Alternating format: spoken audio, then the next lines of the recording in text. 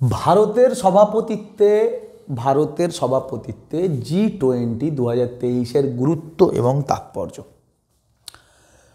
আসন্ন WBCS men's পরীক্ষা, মিসলেনিয়াসের men's পরীক্ষা, ক্লার্কশিপেরও তাই, এবং যে কোনো এক্সামের জন্য G20-র ওপরে নোট খুব ইম্পর্ট্যান্ট। G20-র ওপরে ডেসক্রিপটিভ রাইটিং খুব পরিমাণে প্রয়োজনীয়। ওকে, সো আজকে আমরা এই জন্যে এই টপিকটার উপরে একটা ছোট্ট ডিসকাশান রেখেছি অন ডেসক্রিপটিভ ফরম্যাট বা ইন সাবজেক্টিভ ওয়ে। কোশ্চেন কি, টপিকটা তোমাকে বললাম, বা কোশ্চেনটা যে কোনোভাবে আসতে পারে, ঠিক আছে, যে write a note on the issue of the presidentship of India in G20 in 2023. Okay, what is the utility, what is the significance, অনেক রকমভাবে প্রশ্ন চলে আসতে পারে, বাট আলটিমেটলি তোমার কন্টেন্টটা রেডি থাকা চাই, যাতে প্রশ্ন যেভাবেই আসুক, ইভেন প্রশ্ন যে ফরম্যাটেই আসুক, হতে পারে এটা রিপোর্টিং আকারে চেয়ে দিল, হতে পারে এটা ক্রিটিক্যাল অ্যানালাইসিস চাইলো, অর্থাৎ ভালো মন্দ দুটো দিকই বলতে হবে। You have to prepare the study material. তো আজকের ক্লাসে আমি সেই স্টাডি মেটেরিয়ালটার একটু হিন্টস দেবো তোমাদেরকে, এবং আমি আবার বলবো যে কখনোই আমি এমন স্টাডি মেটেরিয়াল তোমাদেরকে করবো না বা বলবো না বা চাইবো না তোমরা এরকমভাবে স্টাডি মেটেরিয়ালটাকে অ্যাকসেপ্ট করো যে কেবল মুখস্থ করে ওখানে ঝেড়ে দিয়ে এলে, because you have to prepare your study material at your own way. ঠিক আছে, তোমার নিজে থেকে বানাতে হবে। আমি একটা ধাঁচা খসড়া দিলাম, তুমি এর সাথে অ্যাড কি করবে, কিছু সাবস্ট্রাক্ট করবে, সেই অনুযায়ী তুমি ক্লাসটাকে তৈরি করবে। বাট মনে রেখো যে দুটো কথা, এক, অত্যন্ত গুরুত্বপূর্ণ একটা টপিক হচ্ছে G20 for upcoming any exam for descriptive part. And second thing is that, আমি জানি না স্যারেরা কোচিং সেন্টারে মানে ব্যক্তিগতভাবে ক্লাসরুমে কে কী পড়ায়, কিন্তু ইউটিউবে তুমি পাবে না এটা। ওকে, এই জিনিস কেবল সিভিল সার্ভিস ফর দেশি গাইজই তার বাঙালি ভাই বোনদের জন্য দেবে। ওকে, চলো let's start the class.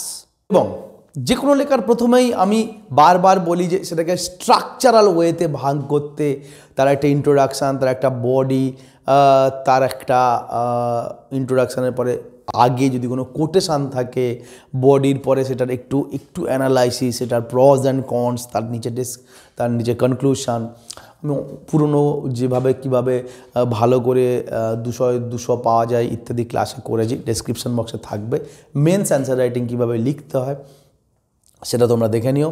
And second thing is that, আমি দুটো আর রিমাইন্ডার দেবো এই বিষয়ে। এক নাম্বার হচ্ছে যে আমি তোমাদেরকে, অনেক ভাই বোন আমাকে বলছে যে দাদা কিভাবে শুরু করতে হয়, কোনো একটা লেখা পড়লো, লেখাটাকে আমি স্টার্ট করব কিভাবে, আমি ভাববো, সেই ভাবার ছন্দটা আমি খুঁজে পাই না যখন লিখতে দেওয়া হয়, তো সেই কীভাবে ভাববে তুমি, এইটার উপরে আমি একটা পরে ক্লাস করব।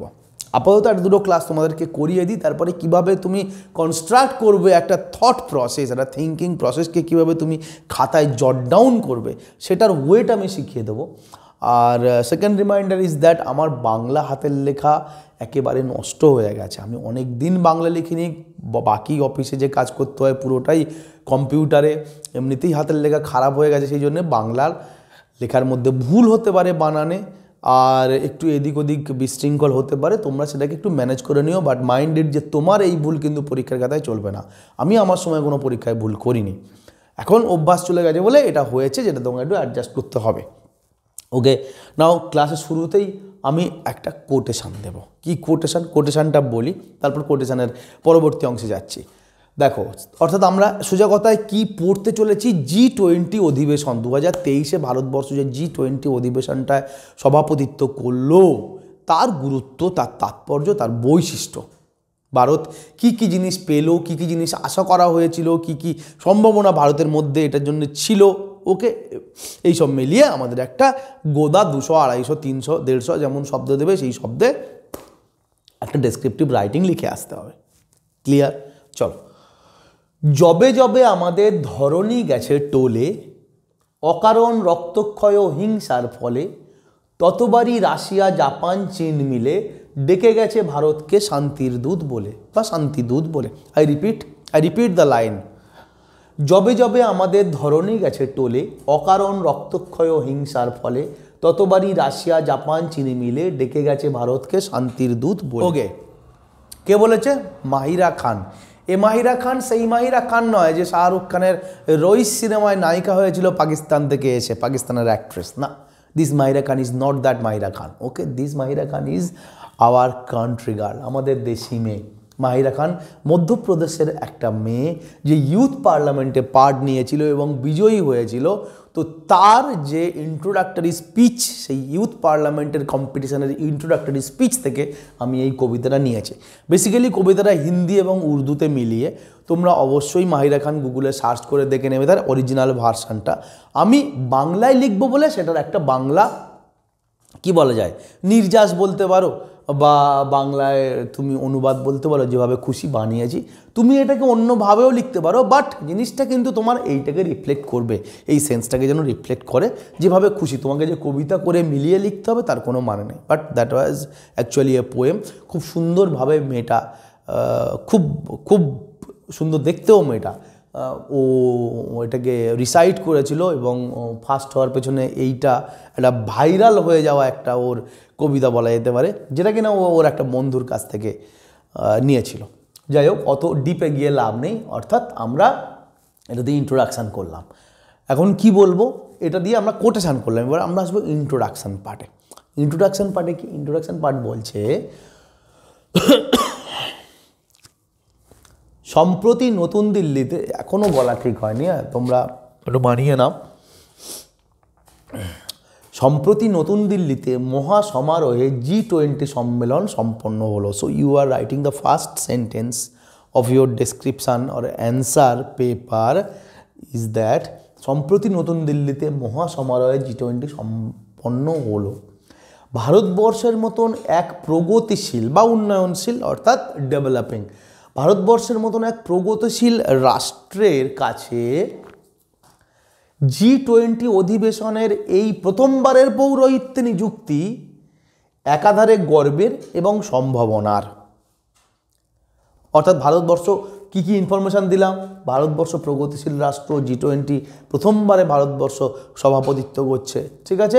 বাট একটু সুন্দর ছন্দে, আমি কি বলছি বারবার, যখনই রাইটিং লিখবে নিরস তরু বড় পুরত ভাগ টাইপের লিখবে।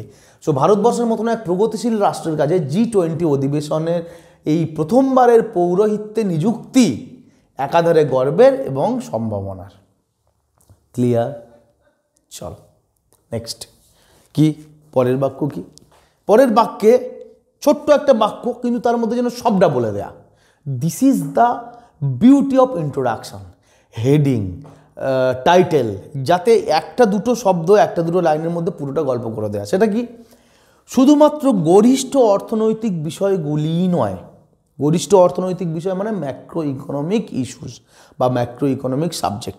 ব্যাপারটা হচ্ছে যে G20-র ওপর না plethora of writings and notes are there on YouTube, Google and etcetera, social media. But মুশকিলটা হচ্ছে সবটাই ইংরেজিতে। তুমি ইংরেজিতে G20-র ওপর একটা নোট বানাও, অনেক ইজি। এখান থেকে ওখান থেকে কিছু করে একটা কম্পাইল করে একটা ছোটো মতন তুমি বানাতে পারো। বাট এটাকে বাংলা করা যে কত কঠিন, আমি কি বলবো তোমাদেরকে, কত কঠিন। আমি জানি না মানে আর কেউ এটা কিভাবে করতে পারতো, বাট আমি চেষ্টা করছি আমার সবচেয়ে বেশি যতটা ক্ষমতা আছে সেটা দিয়ে। চলো দেখো কি বলছে। শুধুমাত্র, আর আমি যখন যখন বাংলা করব, যদি কেউ কোশ্চেনটা ইংরেজিতেও চলে আসতে পারে, তো ইংরেজি যে লিখবে বা ইংরেজিতে লেখবার জন্যে যেখানে যেখানে ইংরেজি শব্দগুলোকে বাংলা করেছি, আমি সবগুলো তোমাদেরকে নোট করিয়ে দেবো, ঠিক আছে, যে এইগুলোর ইংরেজি এই বাংলা আমি এরকম করেছি। চলো, শুধুমাত্র গরিষ্ঠ অর্থনৈতিক বিষয়গুলিই নয়, ইউক্রেন রাশিয়ার দ্বৈরথ, সুস্থায়ী প্রগতি, খাদ্য সুরক্ষা, বিশ্ব জৈব জ্বালানি ইত্যাদি নানাবিধ আন্তর্জাতিক সমস্যার পরিপ্রেক্ষিতে 2023-এর G20 অধিবেশনের তাৎপর্য যেমন গভীর তেমনই ব্যাপক। Clear? I repeat the sentence. শুধুমাত্র গরিষ্ঠ অর্থনৈতিক বিষয়গুলিই নয়, অর্থাৎ not only the macro economic issues, এছাড়া কি ইউক্রেন রাশিয়া কনফ্লিক্ট, সুস্থায়ী প্রগতি অর্থাৎ সাস্টেনেবল ডেভেলপমেন্ট, খাদ্য সুরক্ষা অর্থাৎ ফুড সিকিউরিটি, বিশ্ব জৈব জ্বালানি, গ্লোবাল বায়ো ফুয়েল ইত্যাদি নানাবিধ আন্তর্জাতিক সমস্যার পরিপ্রেক্ষিতে 2023-এর G20 অধিবেশনের তাৎপর্য যেমন গভীর তেমন ব্যাপক বলে তুমি ইন্ট্রোডাকশানটা ছাড়লে। এরপর ঢুকে গেলে তুমি বডির মেন পার্টে, ওকে, বা বডিতে, মেন বডি, ওকে। G20 অর্থাৎ বৃহৎ 20, আমরা কি করলাম, ডেসক্রিপশান দিলাম, একটু ইন্ট্রোডাকশান দিলাম, এবার ডেসক্রাইব করব। G20 সম্মেলন অধিবেশন তো বলছি, but actually what is G20 সেটা এক লাইনে বলি।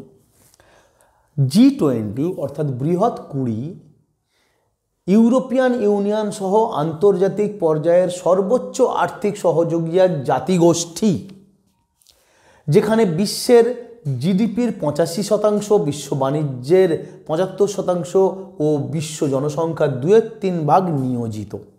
অর্থাৎ এক লাইনে তুমি হোয়াট ইজ G20 সেটা ডিসক্রাইব করলে কিভাবে। I repeat the line, G20 অর্থাৎ বৃহৎ 20 ইউরোপিয়ান ইউনিয়ন সহ আন্তর্জাতিক পর্যায়ে সর্বোচ্চ আর্থিক সহযোগী এক জাতিগোষ্ঠী, যেখানে বিশ্বের জিডিপির 85%, বিশ্ব বাণিজ্য অর্থাৎ ওয়ার্ল্ড ট্রেড, ওকে, তার 75% ও বিশ্ব জনসংখ্যা ওয়ার্ল্ড পপুলেশন তার 2/3 ভাগ ইনভলভ, নিয়োজিত। ভারতের প্রধানমন্ত্রী অর্থাৎ আমি G20 এক লাইনের ডেসক্রিপশন বা G20কে ডিফাইন করলাম। নেক্সট, তারপরে ভারতে তার জন্য যে তার চারপাশে যে রং বেরঙের বেলুন, সেই বেলুনগুলো নিয়ে গল্প লিখতে হবে। ভারতের প্রধানমন্ত্রী সূচিত স্বাধীনতার অমৃতকাল, স্বাধীনতার অমৃতকাল কবে, স্বাধীনতার 75 বছর থেকে স্বাধীনতার 100 বছর, এই যে 25 বছর যেটাকে প্রধানমন্ত্রী ভারতবর্ষের অমৃতকাল বা অমৃত মহোৎসব হিসেবে চিহ্নিত করেছেন, তার শুরুতেই অর্থাৎ ভারতের প্রধানমন্ত্রী সূচিত স্বাধীনতার অমৃতকালের ভূমিকা লগ্নে শাশ্বত চিরন্তন বসুধৈব কুটুম্বকমের মূর্ছনায় এক বিশ্ব এক পরিবারের মন্ত্রে দেশের প্রায় 200টি জায়গায় সভারচনার মধ্যে দিয়ে গত সেপ্টেম্বর 2023-এ G20 অধিবেশন সমাপ্ত হয়। এটার একদম একটা ছোট্ট ডেসক্রিপশান, একটা ছোট্ট ব্রিফ প্রিসাইজ লাইন আমি প্রথমে দিয়ে ভূমিকা শুরু করেছিলাম। সেই লাইনটাকে আমি একটু বড় করলাম। কিভাবে বড় করলাম, যে এখন স্বাধীনতার অমৃতকাল চলছে, তার মধ্যে আমাদের যে মেন আমাদের যে ভোকাল ছিল আর কি, আমরা যেটার ওপরে বেশ করে অনুষ্ঠানটাকে অ্যাকসেপ্ট করলাম, অনুষ্ঠানটাকে আমরা রানিং করে নিয়ে গেলাম, সেটা কী ছিল, যে বসুধৈব কুটুম্বকম। বসুধৈব কুটুম্বকম ভারতবর্ষের সেই অতিথি দেবো ভবর মতন, যে অতিথি আমাদের দেবতা, বসুধৈব কুটুম্বকম, মনে থাকবে বসুধা যুক্ত এব, বসুধৈব, এটা একটা সংস্কৃত সন্ধি বা সংস্কৃত শব্দের যোগ, কুটুম্বকম মানে সারা পৃথিবীই আমাদের আত্মীয়, সারা পৃথিবী আমাদের কুটুম্ব। এইটা কি, এই মূর্ছনায় আমি G20টাকে কমপ্লিট করলাম। এবং কি মন্ত্র, এক বিশ্ব এক পরিবার, এটা সবগুলো ইনভাইটেড কমার মধ্যে দেবে, কারণ প্রত্যেকটা এক একটা লাইন ইম্পর্টেন্ট। এক বিশ্ব এক পরিবার অর্থাৎ ওয়ান ওয়ার্ল্ড ওয়ান ফ্যামিলি, প্রধানমন্ত্রী নরেন্দ্র মোদীর তৈরি করা G20-র পরিপ্রেক্ষিতে আমাদের থিম, ইন্ডিয়ার থিম ছিল সেটা। তো সবগুলো আমি দেখো একটা বাক্যের মধ্যে ঢুকিয়ে দিয়েছি, তার কারণ সবসময় আমাদের মনে রাখতে হবে যে we have a word limit. We cannot illustrate our writing and description as much as we can. না, আমাদের একটা শব্দ সংখ্যা বলে দেওয়া আছে, তাই আমরা অনেকগুলো জিনিস একটা বাক্যের মধ্যে ঢুকিয়ে পাঞ্চ মেরে দেবো। আমি আরেকবার লাইনটা পড়ে নিই, কারণ আমার লেখাটা অত্যন্ত খারাপ। ভারতের প্রধানমন্ত্রী সূচিত স্বাধীনতার অমৃতকালের ভূমিকা লগ্নে শাশ্বত চিরন্তন বসুধৈব কুটুম্বকমের মূর্ছনায় এক বিশ্ব এক পরিবারের মন্ত্রে দেশের প্রায় 200টি জায়গায় সভা রচনার বা 200-র বেশি জায়গায় বেসিক্যালি নানা রকম সভা হয়েছিল, সভা রচনার মধ্যে দিয়ে গত সেপ্টেম্বরে 2023-এ G20 অধিবেশন সমাপ্ত হয়। গল্প শেষ বাংলাদেশ। ওকে, চল তারপরে পারা কি, আন্তর্জাতিক এই মঞ্চের মাধ্যমে এবারে কি গোল, ড্রিম, হোপ, এক্সপেকটেশন আন্তর্জাতিক এই মঞ্চের মাধ্যমে যেমন ভারতবর্ষ নারীর ক্ষমতা প্রদান, ডিজিটাল টেকনোলজি ও সুমহান গণতান্ত্রিক অভিজ্ঞান প্রদান করে বাকি বিশ্বকে, তেমনি পরিবেশ দূষণ, সীমা সন্ত্রাস, পাল্টা সন্ত্রাস ইত্যাদি আশু সমস্যার স্থায়ী সমাধানের পথ চেয়ে ভারতমুখী হয়েছিল সারা পৃথিবী। ভারতে সারা পৃথিবী আসছে, G20 মধ্যে দিয়ে সারা পৃথিবী ভারতবর্ষে ইনভাইটেড হচ্ছে। তাহলে ভারতের তরফে কিছু দেয়ার আছে, পৃথিবীর তরফ থেকে কিছু দেয়ার আছে। সেটা কি?